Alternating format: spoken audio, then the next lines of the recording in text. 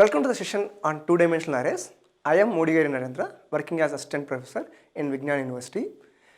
The topics to be covered in this session is introduction to two-dimensional arrays, how to declare 2D arrays, how to initialize them, how to read and write into the two-dimensional arrays, some problems on two-dimensional arrays, then we will look into multi-dimensional arrays, and then we will see how to declare and initialize and access the value from three-dimensional arrays.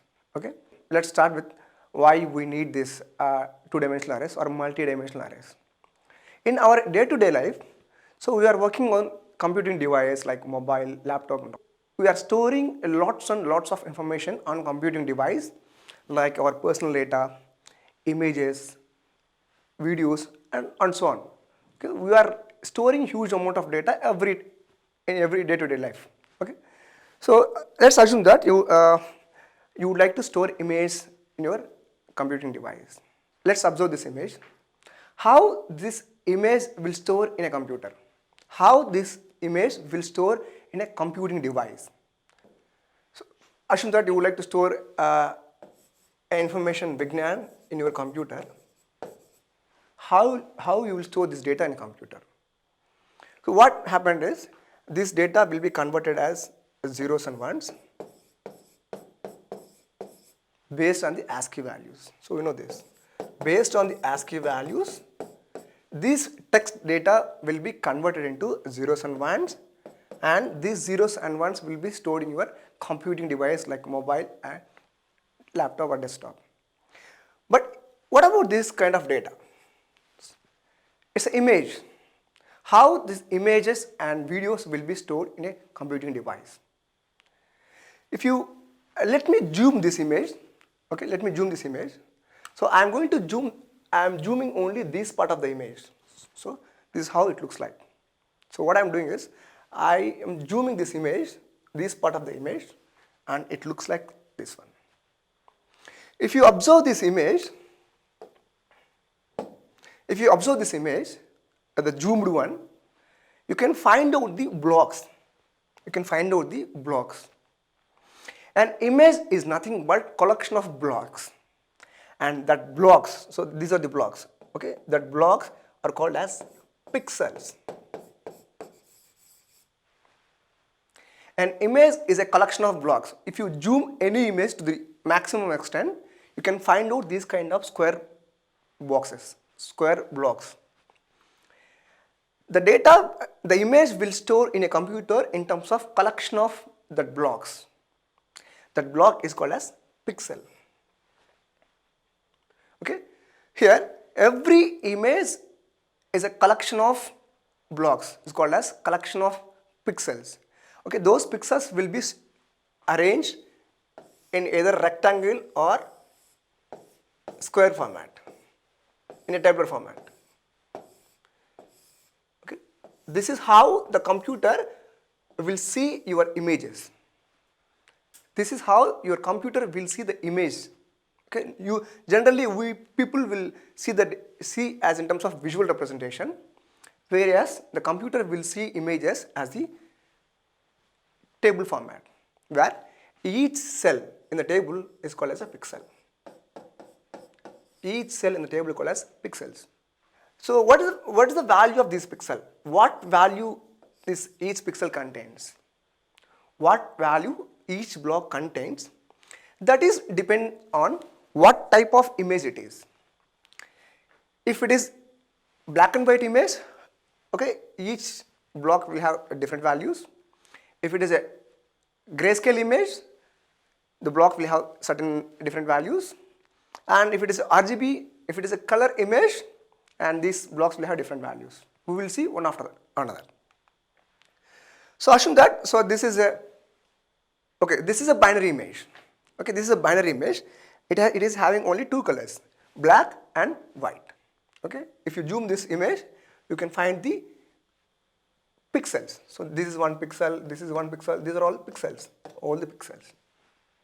Okay, how this data will store in a computer? So this is a black and white image. How the computer will store the data is, it will look into each block. If the block is white, then a value 1 will store in a computer. If the pixel is black, the value 0 will store in a computer. In a black and white image, we have only two options. Okay, each block is either white block or black block. Okay, each pixel is white or black. If the pixel color is black, then the value 0 will be stored in a computer in that pixel. If the color of pixel is white, then value 1 will be stored. Okay, so this is how the data will store: ones and zeros, ones, zeros, ones, zeros, ones, zeros, ones, zeros, ones, zeros, ones, zeros, and so on. Okay, the data will be stored in a table format where each cell is a pixel. The value of each cell depends on whether the color of the pixel is white or black. This is how the black and white images will store in a computer. Okay, so what about grayscale images? Okay, so this is a grayscale image. So this is the grayscale image. Here in grayscale image, each pixel it need not be either completely black or completely white. Unlike black and white image, in grayscale image, the pixel need not be either completely black or completely white. It can be a mix of black and white. For example, like 50% of white, and it can be 50% of white, a combination of black and white. Each pixel can be a combination of both black and white colors. Okay, the value of each pixel depends on how much percentage of white it is representing and how much percentage of black it is representing. In grayscale image, the value of each pixel will vary from 0 to 255. If it is a pure white pixel, then the value of that pixel is white. So the color of that pixel is, so the value of the pixel is 255. If the pixel, if the color is pure white and the value for that pixel is 255. If the color is pure black, then the value of that pixel is 0. Okay, if the color is a pure black, then it represents 0. If the color is pure white, then its value is 255. If the pixel color is in between black and white, in between, for example, like 70% of white and 30% of black, okay, the pixel can be like this also.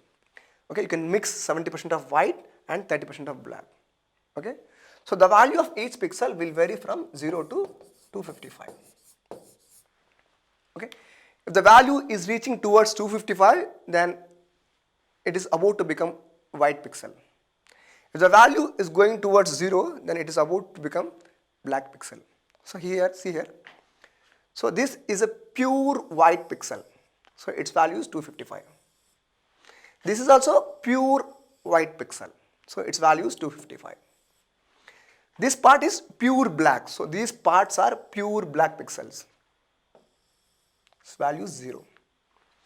Here, if you observe these blocks, these are not pure black, not pure white. Okay. So the value lies in between 0 to 255. Okay. So this is how the image will store in a computer. Okay, grayscale images. Let's see how the color images will store in a computer. Okay, in color images, each pixel will have 3 values, unlike black and white and RGB. In RGB, in black and white and grayscale images, each pixel will be represented by only one value. Whereas in color images, each pixel represents 3 values. How much of red it is having, how much of green it is having, how much of blue it is having. Okay, by mixing red, green, blue in Okay, you can form all colors that exist in the world, in the universe. As each pixel represented 3 values, you need 3 dimensions. Okay, you need one table for red values, you need one table for green values for each pixel, and you need one table for blue value for each pixel. Okay, you need 3 tables, one table to represent red values, one table to represent green values, one table to represent blue value. Okay, you need 3 tables. Okay, so this is 3-dimensional data. Okay, here these images, black and white image and grayscale images, these images requires a one table to represent each pixel. Okay, here a color image needs 3 tables, one table for red, one table for green, and one table for blue. So it needs 3 tables. So you need 3 dimensions. Okay, you need 3 dimensions. Okay, so generally, to summarize this, generally the images will store in a computer in terms of numbers. Okay, so if it is a grayscale image or black and white image, you need a table. Okay, it's a 2-dimensional table. If it is a color images, you need 3-dimensional tables. Okay, to store this amount of data in a computer, you need multi-dimensional structures. You need to allocate memory for multi-dimensions. Okay, so how to allocate memory for multi-dimensional systems? How to allocate memory for multi-dimensional systems? Okay, so you can make use of a concept called as arrays, multi-dimensional arrays. First we will see 2-dimensional arrays, then we will go with the multi-dimensional arrays. Okay, 2 dimensions. In 2-dimensional structures, okay, you will have rows and you will have columns. Okay, you will have rows and columns. So this is how the 2-dimensional structures looks like our grayscale image and black and white images. Okay, 2-dimensional structures will have rows and columns. It is like this is one-dimensional structure, this is one-dimensional structure, this is one-dimensional structure, this is one-dimensional, and this is one-dimensional structure. A collection of one-dimensional structures is called as 2-dimensional structures. Where we use these 2-dimensional structures? You have plenty of applications where you can use these 2-dimensional structures. Example, images that we discussed right just before. To store geographical information, okay? To store geographical information in terms of latitude and longitude, you can use 2-dimensional structures. Information systems, okay, like college management system, student management system, employee management system, project management system, there you need 2-dimensional arrays. Okay. In the previous lectures we discussed 1-dimensional arrays. How the 1-dimensional arrays looks like? So this is 1-dimensional array. A 2-dimensional array is nothing but a collection of 1-dimensional arrays. You can call it as the array of 1-dimensional arrays.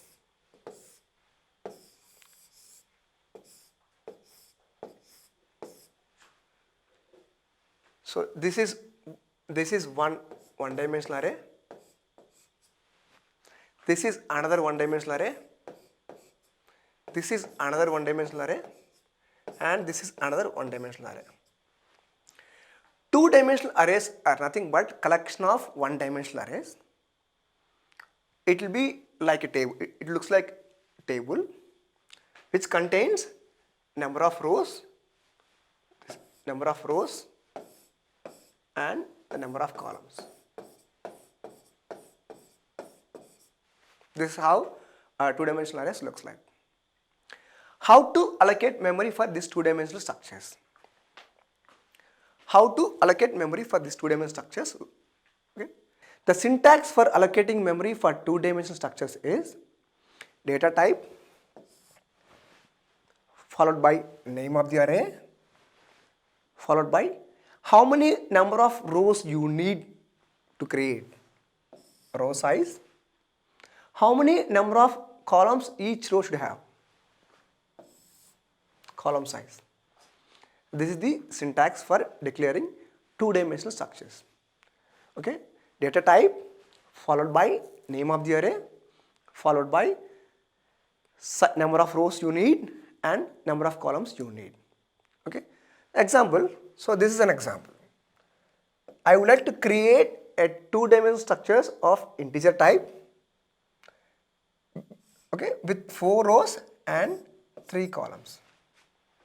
Okay, the first one represents number of rows and the second one represents number of columns. Here what I am trying to do is, I would like to create a two-dimensional structure which contains 4 rows and 3 columns.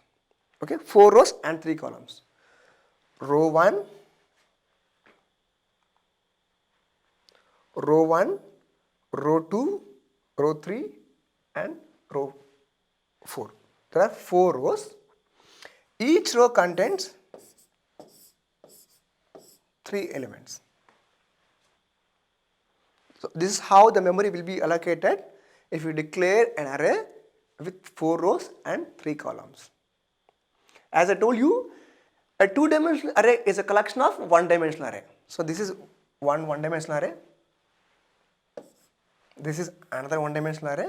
This is another one-dimensional array, and this is another one-dimensional array. The name of the array is ARR. Okay, you can identify each rows with the help of index. Okay, if the name of the entire 2D array is ARR, then the first row is ARR of 0 and the second row is ARR of 1. Third row is ARR of 2 and the fourth row is ARR of 3. If the name of the two-dimensional array is ARR, the first row is ARR of 0, the second row is ARR of 1, third row is ARR of 2 and fourth row is ARR of 3. Okay, you can identify each row with the help of indexes. Okay, so what is the size of each row? First calculate what is the size of each row, then we will calculate what the total size occupied by this array, this two-dimensional array. Okay, first let's calculate what the size of one row. Okay, each row is having 3 blocks and these are the blocks of integer type. So how many bytes you need for integer? The size of integer is 4 bytes. So you need 4 bytes for one block. You need 4 bytes for this one and you need 4 bytes for this one. Each block requires 4 bytes and one row is having 3 such kind of blocks. Okay, the total number of bytes required for one row is sum of size of all elements in that row. So you need 12 bytes for a row, per row. So you need 12 bytes for first row, you need 12 bytes for second row, you need 12 bytes for third row, you need 12 bytes for fourth row. So what is the size of this? What is the size of the whole 2D array? The sum of size of all the rows. 12 bytes needed for first row, 12 bytes needed for second row, 12 bytes needed for third row and 12 bytes needed for fourth row. Okay, the number of bytes required by this array is 48 bytes. Okay, each row occupies 12 bytes. Okay, each row occupies 12 bytes. Each row occupies 12 bytes, and the size of the whole array is 12 into 4, 48, as this array is having 3 elements in each row. Okay, how to initialize them? What do you mean by initialization? Initialization is nothing but giving initial values to this array while declaring itself. Okay, so what you can do is you can initialize one row at a time, okay, with the help of curly braces. The values of first row is 4, 8, 9. The values of second row is 1, 2, 3. The value of third row is 4, 5, 6. And the values of fourth row is 0, 7, 9. You can initialize each row individually with the help of curly braces for each row, or you can initialize just like that, 4, 8, 9, 1, 2, 3, 4, 5, 6, 0, 7, 9, like that. Either you can initialize row wise with the help of curly braces, or you can initialize just like that.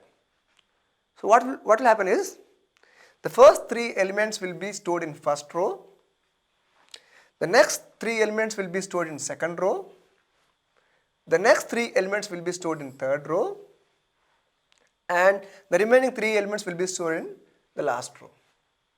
Either you can use this notation or you can use that notation for initializing the elements of 2-dimensional array.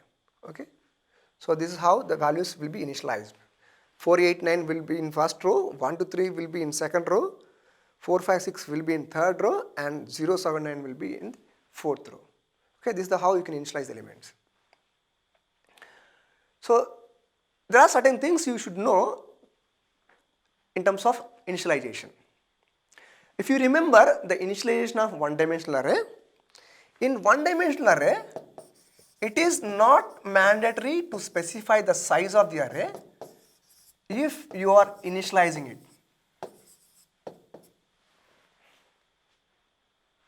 In one-dimensional array, it is not mandatory to specify the size if you are initializing with certain elements, some number of elements. Okay, so what is the size of this array? The size of this array is equivalent to the number of elements with which you initialized. Okay, the size is 3. Size is 3. So what I am trying to say is, so in one-dimensional array, you need not to specify the size of array when you are initializing with some elements. If you want, you can specify the size. But when it comes to two-dimensional array, a two-dimensional array will have 2 dimensions like this. Will have 2 dimensions like this.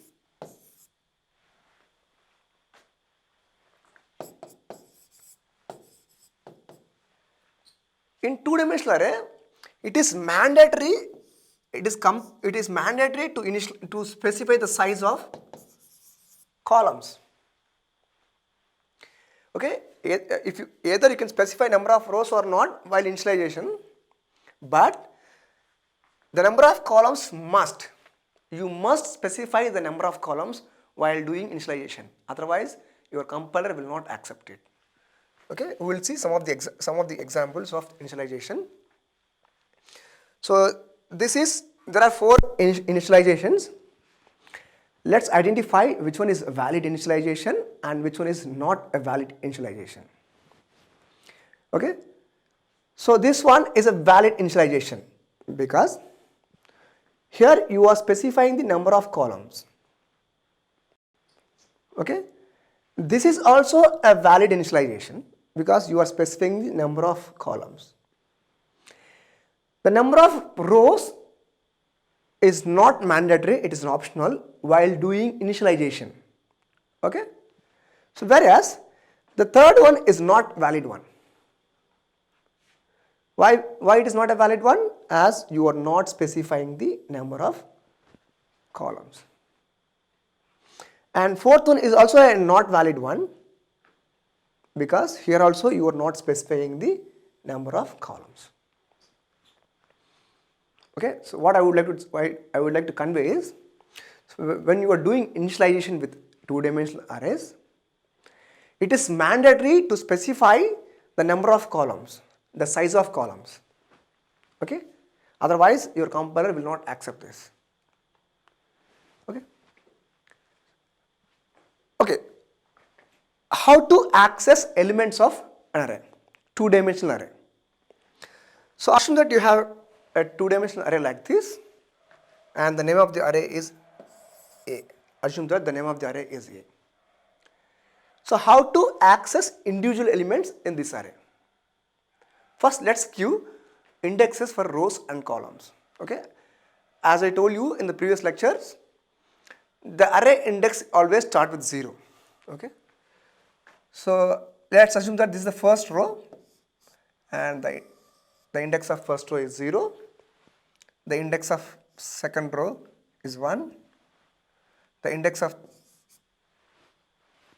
third row is 2, and the index of fourth row is 3. So these are the indexes. Whether it is a row index or column index, as far as array is concerned, indexes will start with 0. Okay, this is row 0, row 1, row 2, and row 3. In the same way, columns also have index. This is column 0, column 1, column 2, column 3. Okay, rows will have index, and as well as columns also will have index. Okay, in order to access a particular element in the array, this element can be accessed based on row index and column index. Okay, so for like this, with the help of subscript operator. For example, if you want to access this element, you have to specify in which row and in which column the element is presented. Okay, the row number is 3 and the column number is 2. So this is the way how you are supposed to access elements in two-dimensional structures. Okay, you have to give a row index as well as column index. So if I say like A of 0, 1. A of 0, 1 is nothing but the element in 0th row and first column. Okay, so this represents an element in 0th row and first column. Okay, let's give these numbers. Okay, for example 3, 8.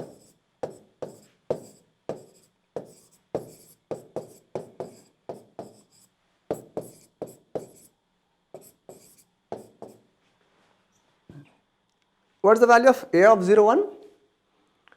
Which element is there in A of 0, 1 position? A of 0, 1 is nothing but the element presented in 0th row and first column. This is 0th row and this is the first column. This is A of 0, 1.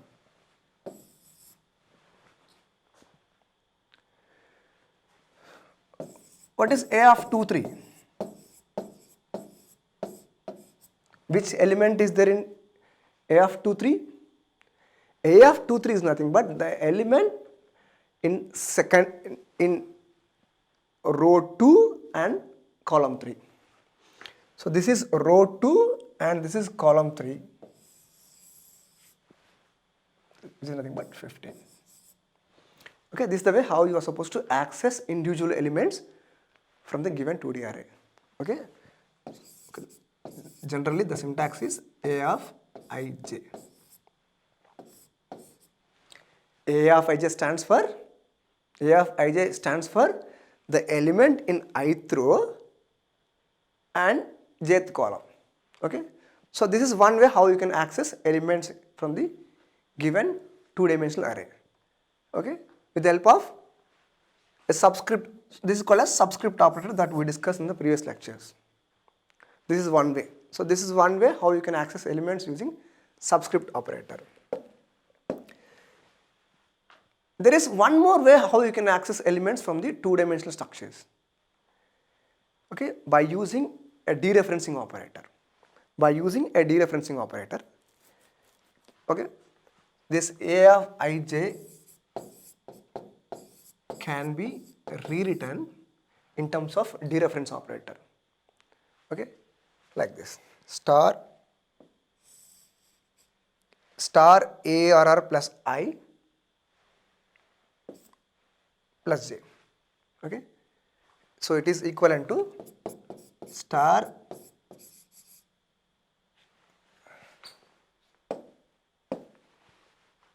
okay, so this is equivalent to star ARR plus I plus j. This star ARR plus I is nothing but ARR of I. Okay. Either you can use index of operator, or you can use dereferencing operator, or you can use a combination of both index operator and dereferencing operator. Okay. Either you can use only the index operator to access the elements of two-dimensional array, or you can use dereferencing operator to access the elements of two-dimensional array, or you can combine index of operator and dereferencing operator like this. Okay, I already given one expression in the previous lectures. Star A plus I is equivalent to A of I. Star A plus I is equivalent to A of I. That is what we replace here. Star ARR plus I can be replaced with ARR of I. Okay. The next one, how to read elements from the two-dimensional array. How to read elements and how to print them. Okay. Let's see. So assume that I would like to create a two-dimensional array which contains 3 rows and 4 columns. Row 1, row 2, row 3. 3 rows and 4 columns.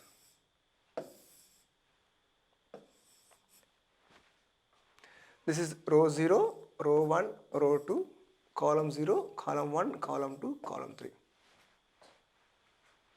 First, let's see how to read all the elements of this array.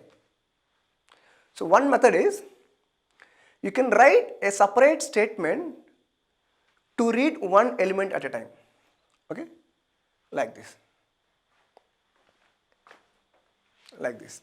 Okay, so this array is having totally 12 elements. This is ARR of 0, 0, a matrix. This is matrix of 0, 0, matrix of 0, 1, matrix of 0, 2. So let's rename this as A. Okay, so it is having 12 elements. A of 0, 0, A of 0, 1, A of 0, 2, A of 0, 3, A of 1, 0, 1, 1, 1, 2, 1, 3, A of 2, 0, 2, 1, 2, 3. So what you can do is, you can read all these, you can write a separate statement to read all these elements, all the 12 elements. So you can write 12 input statement to read 12 elements. This is one way. But this is not the efficient way. Okay. So what you can do is, you can make use of loops. Okay. I'll tell you how to make use of loops. Just observe these 4 statements: statement 1, statement 2, statement 3, and statement 4. Observe these 4 statements. These 4 statements almost looks like same. This part of the code is same in all the statements. If you observe the first 4 statements, the first 4 statements is almost same. They are not exactly same, but almost same. Only one thing is varying from one statement to another statement. That is nothing but the second index.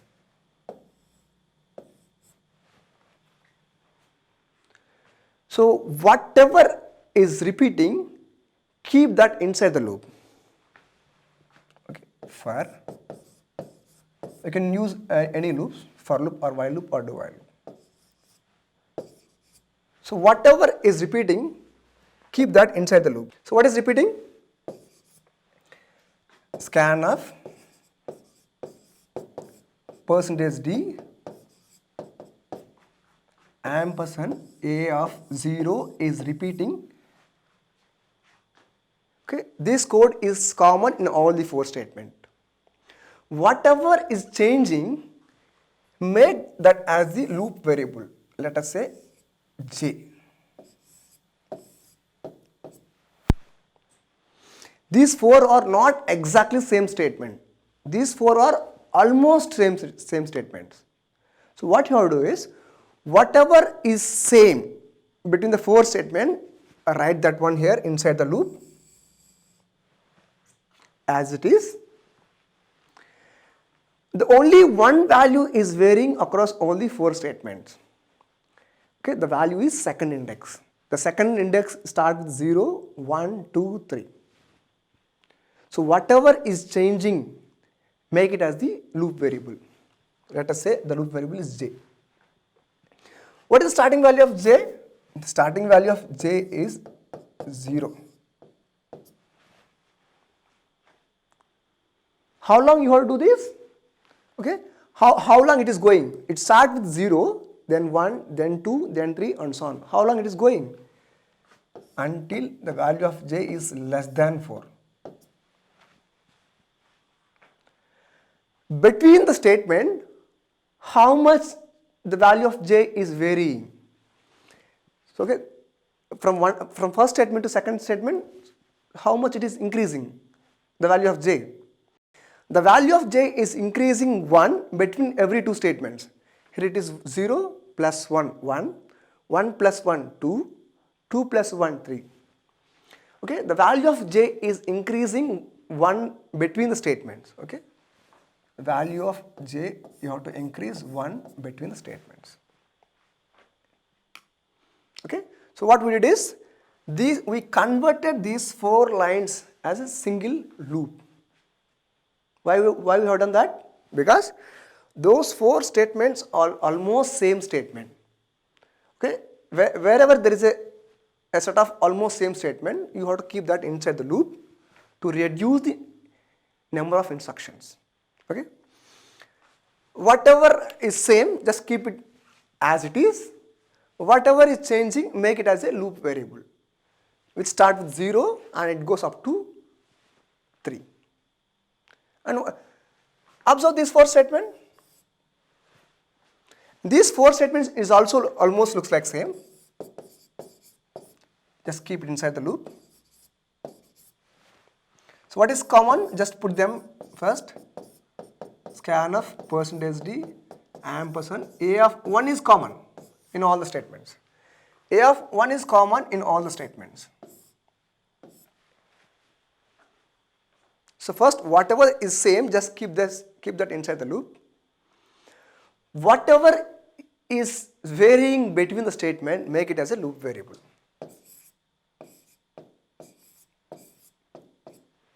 Let's make it as a j. J is a loop variable. What is the starting value of j? 0. Then it goes up to 3. And the value of j is getting increased by 1 across the statements. Observe the last 4 set of statements. This is also, if you observe those statements, they also almost look like same. So you can keep them inside the loop.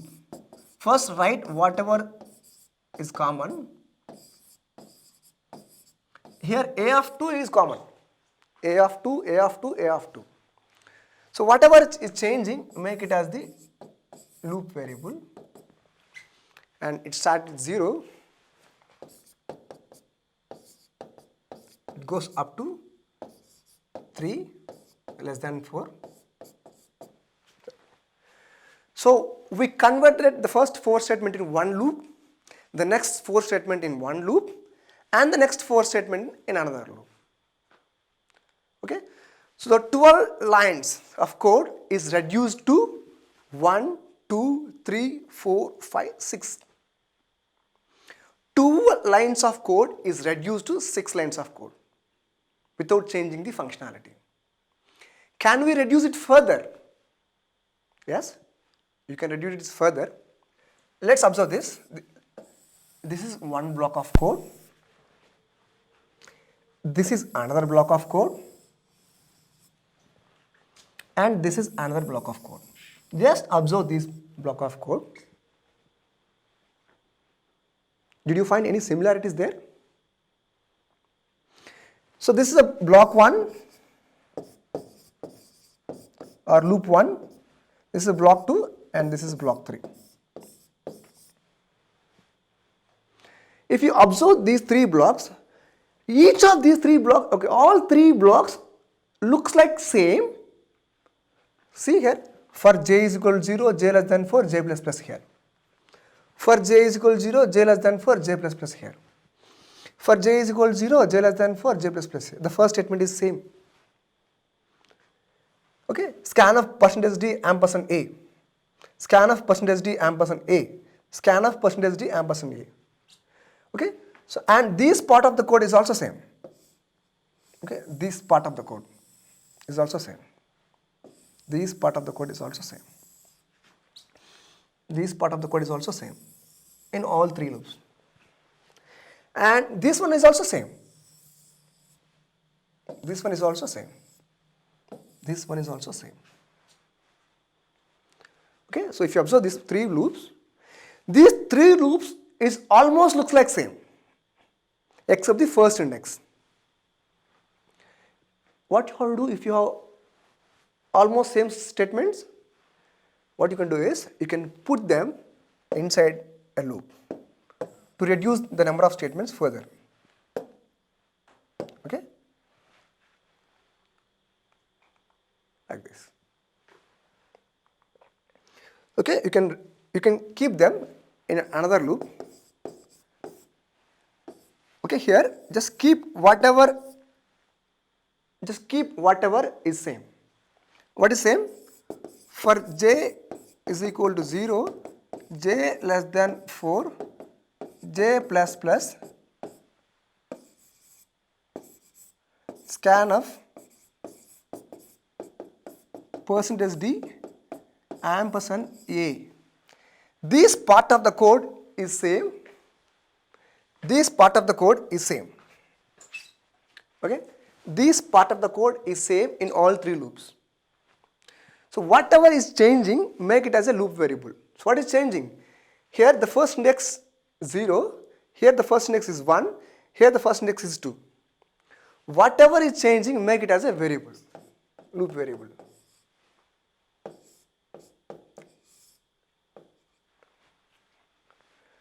What is the starting value of the first index? The starting value of first index is 0. Okay, so then the value of first index in second loop is 1.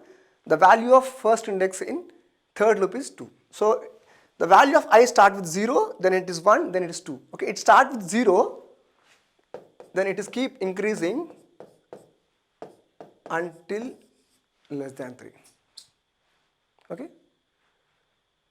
So okay, if you observe these 3 loops, loop 1, loop 2, loop 3, all these 3 loops almost looks like same. Okay, so whatever looks like same, so just keep it inside another loop, and whatever is changing, make it as the loop variable. Okay, so I am making the first index as loop variable as it is changing between the loops. But the second index is not changing, it is j. Okay. So here initially there were 12 input statements which is converted into 6 statements, and those 6 statements converted into 1, 2, 3 statements only. Initially there are 12 statements to read 12 inputs, then we reduce them to 6 input statements, then we reduce them into only 3 statements. So by using 3 statements you can read 12 values. So this is the power of combining arrays and loops. Let's see. So there are 12 statements.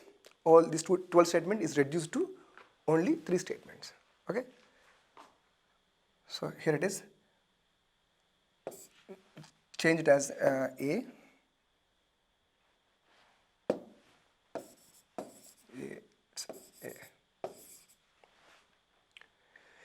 Here, this 4 is nothing but number of columns in each row, and this 3 is nothing but number of rows. So this is an example of nested loops. This is an example of nested loops. The nested loop is nothing but a loop inside another loop. Okay, here you are having one loop. Here you are having a loop inside another loop. So this is called nested loop. So this is an example of nested loop. Okay. So what you have to do is, here you have to give the number of rows in your 2D matrix, 2D array, and here you have to give number of columns. Okay. So one more thing is, this for loop is the inner for loop. So this is outer for loop and this is inner for loop. This inner for loop is having only one statement to repeat. So if you have only one statement to repeat, and it is not mandatory to use curly braces. Okay, if you want, you can remove these curly braces. Why? Because there is only one statement that has to repeat. Okay, if a loop is having only one statement, it is not mandatory to use curly braces. So you can remove that. In the same way, the outer loop is also having only one for statement. This is an outer loop. This outer loop is having only one for statement to repeat. Again, here also you need not to use curly braces. If you want, you can remove those curly braces. Okay. Okay, this is the way how you are supposed to read elements into two-dimensional array. You require 2 loops. One loop will specify how many number of rows are there, and another loop will specify in each row how many elements are there. Okay. This is the way how you are supposed to read elements into the array. Okay, this is the statement to read. The same code you can use for printing elements of an array. So this is to print.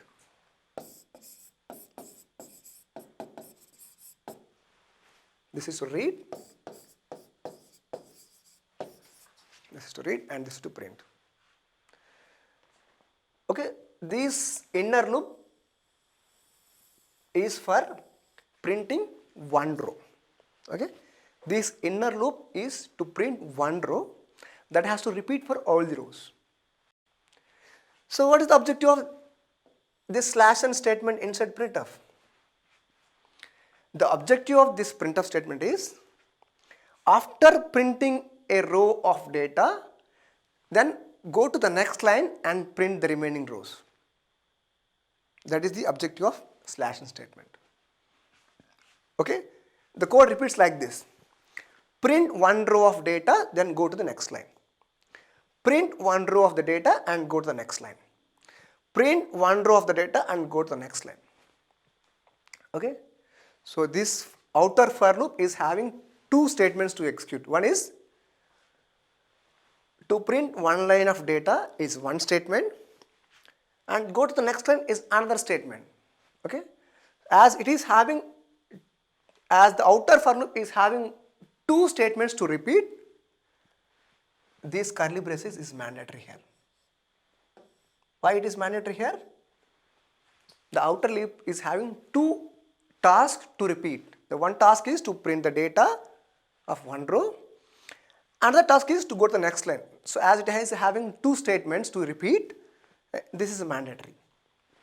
Whereas here, this inner loop is having only one statement to repeat. So no need curly braces. Okay, and this outer for loop is having only one statement to repeat, and you don't need this. Here also, the inner for loop is having only one statement to repeat. The curly braces is not mandatory. Okay. I repeat once again. To read elements into the two-dimensional array, you need two loops. One loop, okay, specify how many number of rows are there, and the inner loop will specify how many number of elements they are there in each row. So you need two rows. So this is an example for nested loops. Okay, next let's see some of the examples using two-dimensional arrays. Okay, assume that you have two matrices. Assume that you have two matrices. How to add them is what we are going to see in this example. Let's assume that this is A and this is B. 3, 8, 1, 2, 4, 7.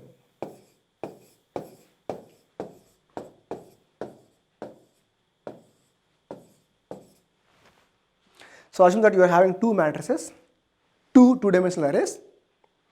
Our objective is to find the addition of these two matrices. If you add two matrices, the result is also a matrix. Okay? The result is also a matrix. To perform addition, okay, the dimensions of first matrix and the dimension of second matrix should match. Okay? The dimensions of this matrix is 3 cross 3, 3 rows and 3 columns. And the dimension of this matrix is also 3 cross 3, 3 rows and 3 columns. Okay, if the dimensions are matched, then only you can perform additions, otherwise you cannot perform additions. Okay. What is a matrix addition? What you will get in C after adding A and B. The addition is nothing but adding the individual elements of both matrices. Add the first element of both matrices, 3 plus 9. The 0, 0 element of A and 0, 0 element of B. Okay, you will get 0, 0 element of C. Add 0, 1 element of A, 0, 1 element of B, you will get 0, 1 element of C. Sorry. Add 0, 2 element of A, add 0, 2 element of B to get 0, 2 element of C. Okay, the formula is C of ij is nothing but A of ij plus B of ij.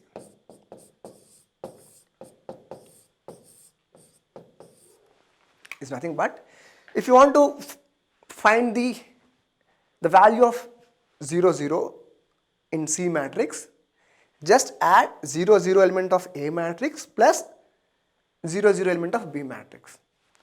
If you want to find, okay, if you want to find out C of 0, 2, C of 0, 2 is nothing but the the sum of 0, 2 element in matrix A and the sum of, okay,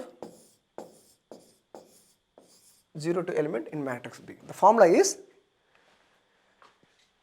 C of ij is equal to A of ij plus B of ij. Okay. How to perform matrix addition? Just add the respective elements of matrix A and matrix B. You will get matrix C. Okay. Add 0, 0 element in matrix A with 0, 0 element in matrix B. You will get 0, 0 element in matrix C. Okay. Add 1, 1 element in matrix A, 1, 1 element in matrix B. You will get 1, 1 element in matrix C. The formula is the I comma jth element of matrix A is equal to, okay, addition of I jth element of matrix A and I jth element of matrix B. So let's see how to do this. Let's see how to write program for this one. The first thing you need to do is allocate memory for matrices. You need 3 matrices, 2 inputs A and B, 1 output C. You need 3 matrices. Okay. matrix A, matrix B, matrix C. Okay, and you need I and J as loop variables. I for managing number of rows and J is for managing number of columns. Okay, first read matrix A. Read matrix A. We discussed already how to read matrix A, how to read elements into a two-dimensional array. Then read the elements of matrix B. Read the elements of matrix B. Okay, and find the addition of two matrices. So you have to find for each element, okay, for each row and for each column, okay, add all the elements of matrix A with matrix B to get the matrix C. So this is the formula. And finally print them. Okay. Next, we'll see matrix multiplication. Matrix multiplication is not same as matrix addition. Okay, it requires more number of computations.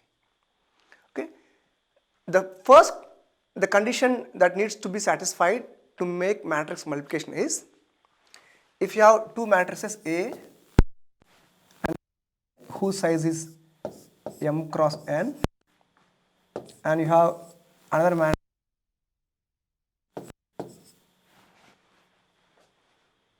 assume that this is the dimensions of matrix A and this is the dimension of matrix B. You can multiply matrix A only if the number of columns in the first matrix and the number of rows in the second matrix is same. Then only matrix multiplication is possible, otherwise matrix multiplication is not possible. Okay, these m and k need not to be same, but the number of columns in first matrix, the number of rows in second matrix should be same. Then only matrix multiplication is possible. Okay. To find one element, okay, assume that these are two matrices 3, 2, 4, 8, 2, 9. Assume that this is one matrix whose dimensions are 2 cross 3, 2 rows and 3 columns. And let's take one more matrix 3, 4, 2, 1, 8, 9, whose dimensions is 3 cross 2. Okay, if you want to perform matrix multiplication, first you have to check whether it is compatible to multiply or not. It is compatible to multiply only if the number of columns in the first matrix and the number of rows in the second matrix are same. Okay, they are same. Okay, let's multiply them. A matrix multiplication is nothing but performing dot product of each row in the first matrix with every column in the second matrix. I repeat once again. Matrix multiplication is nothing but a dot product of each row in the first matrix with every column in the second matrix. Okay, like this. 3 into 3 plus 2 into 4 plus 4 into 2. So what you have to do is, you have to multiply each row, you have to perform dot product between each row and each column. Okay, you have to perform. Okay, let's do the first operation. Perform dot product between first row of matrix A and first column of matrix B. Okay, the dot product is multiplying the respective elements. 3 into 3 plus 2 into 4 plus 4 into 2. 3 into 3 plus 2 into 4 plus 4 into 2. So this is a dot product. Okay. So you have to perform dot product with each row of a matrix A with every column of matrix B. You have to perform dot product between each row of matrix A with every column of matrix B. Okay, first perform dot product between first row and first column, then perform dot product between first row and second column, then perform dot product between second row first column, okay, then perform dot product between second row and second column. Okay, so you will get 4 values in the resultant matrix. Okay, its position is 0 0 0 1 1 0 1 1. The value of 0 0 in C matrix is nothing but perform dot product between the 0th row of matrix A and 0th column of matrix B. The element in 0 0 position of the resultant matrix is nothing but the performing dot product between 0th row in the first matrix and 0th column in second matrix. Okay, the value of 1th element in resultant matrix is nothing but perform dot product between 0th row in the first matrix and first column in second matrix.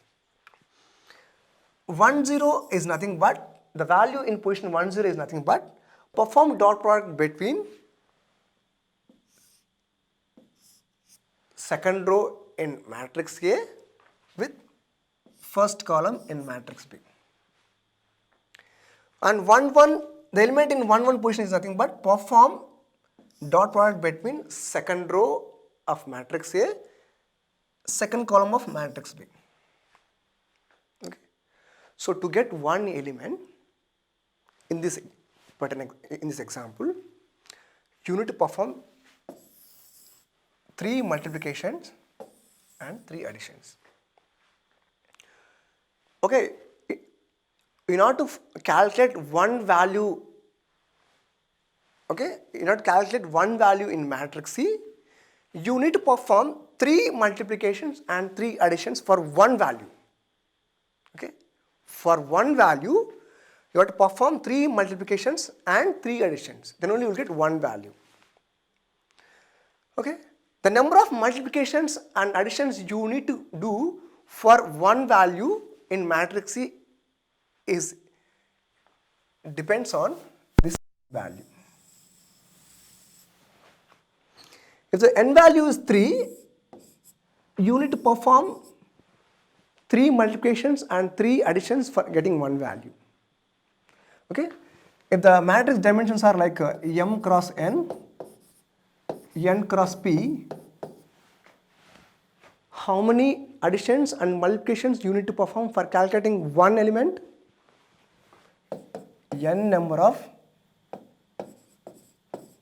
additions and multiplications you need to perform to calculate one value. Okay, so first perform matrix multiplication. First allocate memory for matrix A.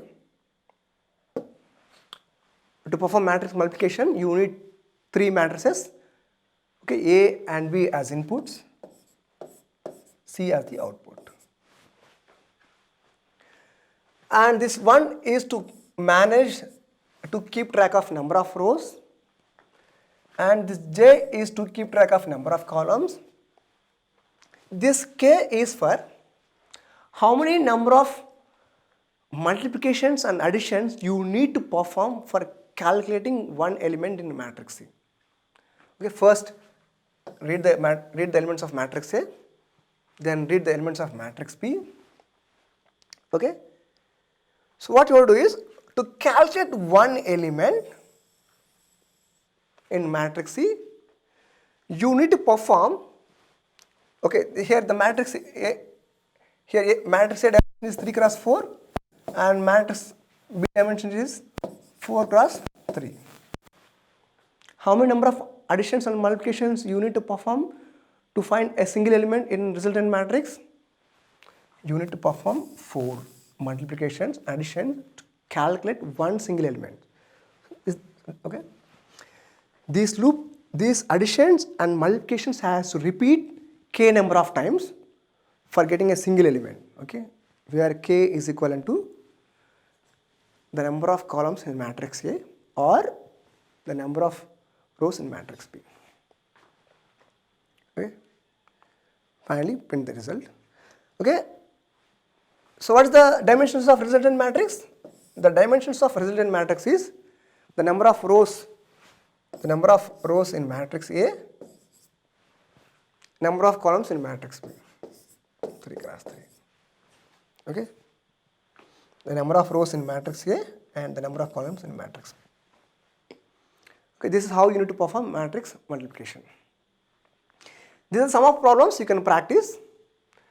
Subsection of two matrices to find transpose of a given matrix, find sum of rows and columns of matrix, you print lower triangle of matrix, print upper triangle of matrix, to find the determinant of a matrix, to accept a matrix and determine whether it is a sparse matrix or not, to check whether two matrices are equivalent or not, to check whether a given matrix is identity matrix or not, okay, and to find the sum of lower triangle elements of a matrix, sum of the upper triangle elements of a matrix.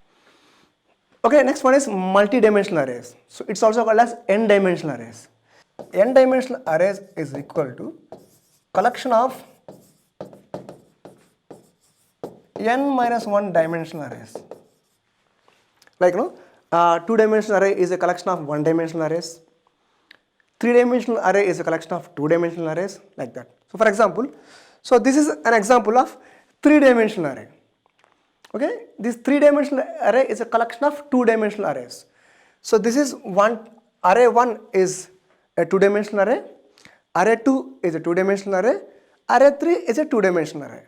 The collection of two-dimensional array is called as a three-dimensional array. In the same way, the collection of n minus 1 dimensional arrays is called as n-dimensional array. We will see how to declare multi-dimensional arrays. Okay, we will discuss about three-dimensional arrays, and it is same for all the other dimensions. Okay, the syntax is this one. So to declare a three-dimensional array, you need 3 dimensions. Okay, how many number of two-dimensional arrays you want?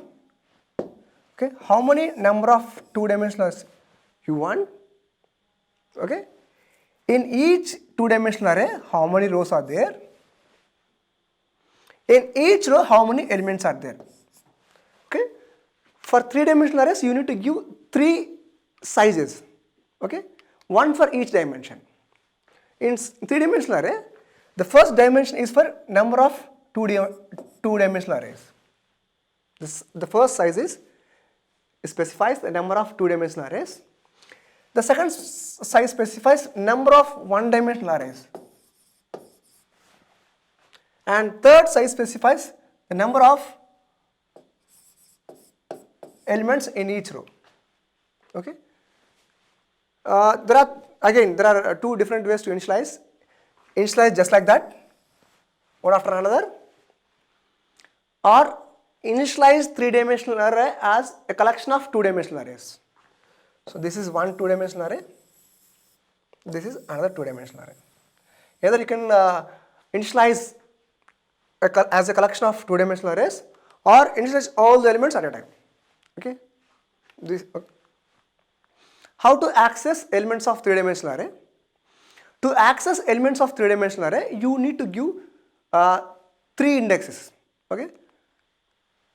This is for as three-dimensional array is a collection of two-dimensional arrays.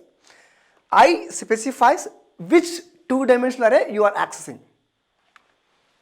Okay, J specifies in ith two-dimensional array which row you are accessing, and this is nothing but in ith two-dimensional array, in jth row which element you are trying to access. Okay, so this is nothing but which 2D array you are referring, This is nothing but in that 2D array, which row you are referring, in that row which column you are referring. Okay, you have to use three subscripts, one for each dimension. Or you can make use of dereferencing operator. Okay, you have to use one dereference operator for every index of operator, like this. Okay, this is for ARR of I, this is for ARR of J, and this is for ARR of K. So for each index of operators can be replaced with a valued operator, a dereferencing operator. Or you can use a combination of subscript operator and dereferencing operator. Okay, like this. Okay. So generally let's conclude all the arrays concepts. There are some mistakes you will do most of the times when you are working with arrays. The first mistake is you will try to use arrays without allocating memory. Okay? Before using any arrays, first you have to allocate memory, then only you can use it. Okay? Forgetting to create the array or declaring it. Sorry. Okay? And one more case is you will declare array without the size. You must specify the size when you are declaring an array. The second one is you should remember the index of array is always start with 0. Okay? If there are n elements in an array, the index of first element is 0 and the index of nth element is n minus 1. Okay? Don't forget that the index starts with 0 and end with n minus 1, not 1 to n. Okay? And one more thing is, so when you are trying to access each element of the array, you have to start with 0 and you have to go up to n minus 1. So if there are 10 elements, you have to access up to 9th index. So here it should not be equal to, it should be not be less than or equal to, here it should be less than 10. Because the index of elements in array with 10 elements is start with 0, it goes up to 9. Okay? The index of 10th element is 9, not 10. Okay? So when you are accessing elements of an array, don't go beyond the indexes. Okay? So thank you.